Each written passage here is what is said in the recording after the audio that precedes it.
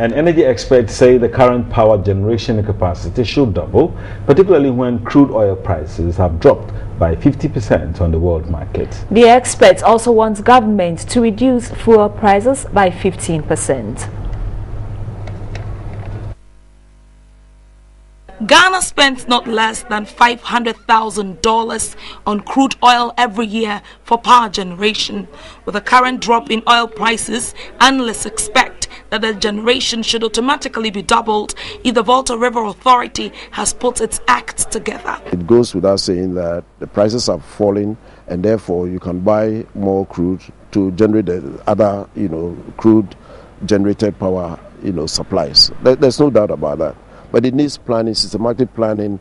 It needs planning the medium term to long term to see how all these forces come into play to make your power generation an efficient system, for your economic development. If your budget for 2015 is pegged at $100 per barrel, and as we speak, early 2015 is around $15 per barrel, then one expects that with the same budget, you should be able to import more and increase the generation.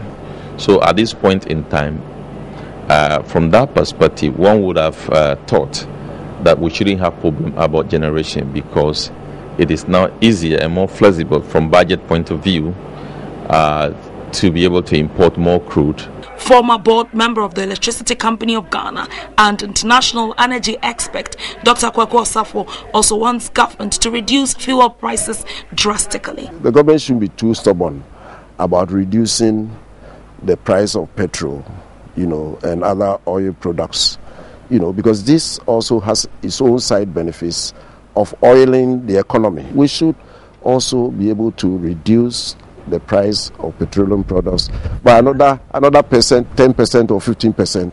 Fuel prices have in recent times been reduced by 10% in Ghana, while the world price is reduced by 50%. World market prices are projected to reduce even further, hitting a record low of 20%. And staying on energy, analysts say the $7 billion agreement signed to support the generation of additional 1,100 megawatts of power would not solve the current power crisis. The analysts suggest government should rather explore short-term measures to deal with the crisis. On Tuesday, January 27, signed an agreement with two Italian companies, Eni and Vitol, for the exploration of 1.15 trillion standard cubic feet of gas. The project is expected to explore 131 million barrels of oil reserves at the Cape 3 point in the western region, which would help in generating 1,200 megawatts of power. Energy analysts acknowledged the agreement was good, but contend the deal would not solve the current power crisis. It's an important landmark in tackling Ghana's medium to long term power generation.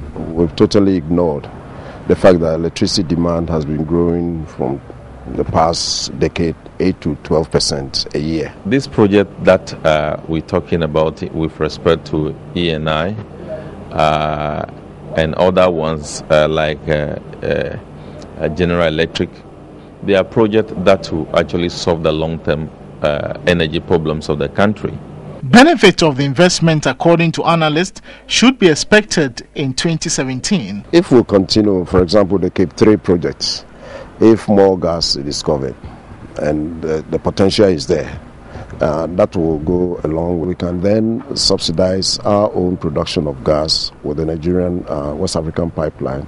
And I think we should be able to generate 5,000 megawatts. There are pipeline of projects that are earmarked to give a lasting solution to the energy problem of the country. So that is the impact. It's going to contribute to the energy mix of the country.